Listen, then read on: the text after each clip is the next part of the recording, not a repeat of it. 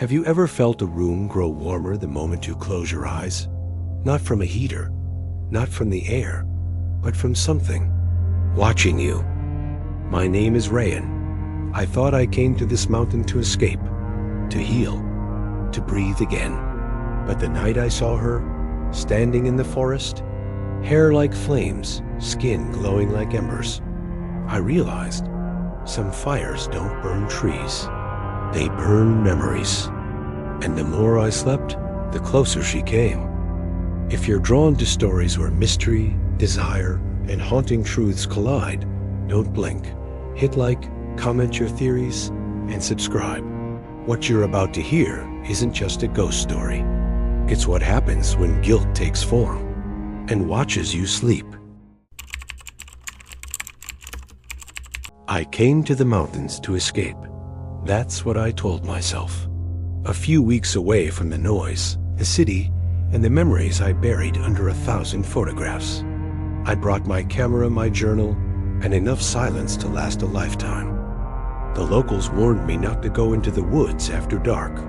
They spoke softly, as if the trees themselves might be listening. Some fires, one of them said, don't burn the forest. They burn your mind. I laughed it off, the way city people do when they hear folklore. But then, that first night, I saw her.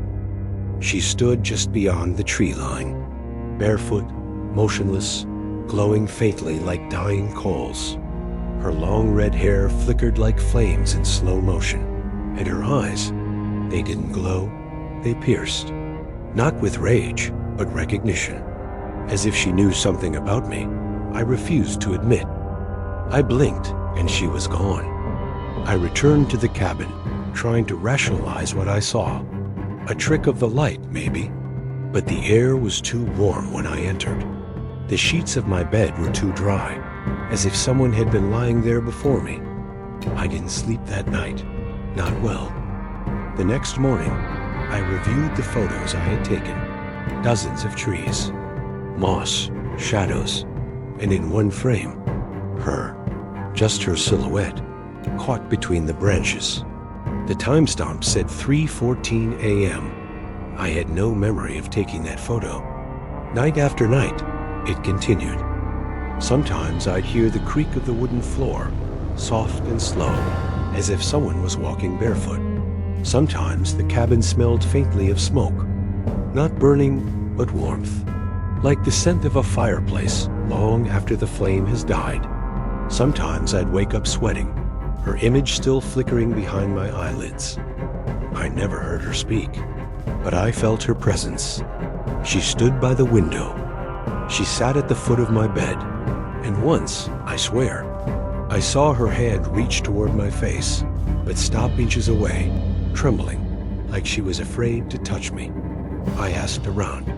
The villagers grew quiet when I described her. Eventually, an old woman told me. They say there was a girl who died in that forest, long ago, burned alive in a cabin fire. Some say she never left. Some say she became something else. I tried to leave, packed my bags, started the engine. But the road was blocked. Trees fallen overnight, like nature itself was closing in. I had no choice but to stay one more night. That night, I lit a candle, sat at the edge of the bed, and waited. She came, but this time she didn't stay in the shadows. She stepped into the light. Her skin shimmered like hot glass, barely containing the flicker beneath. Her lips parted, but no sound came out, only heat. And then she pointed, not at me, but at the camera I had brought. I understood. She wanted me to see, to remember. I reached for the camera, clicked the shutter, and in that flash, I saw the truth. It wasn't the fire that burned her. It was me. Years ago, a photo shoot. A reckless idea. We were young. I wanted the perfect shot. She lit the candle. I left her in that cabin. I told myself it was an accident. I told myself I didn't know she had gone back in, but I did. I remembered, and now she watched me sleep, not to haunt me, but to ask, Would I ever admit it?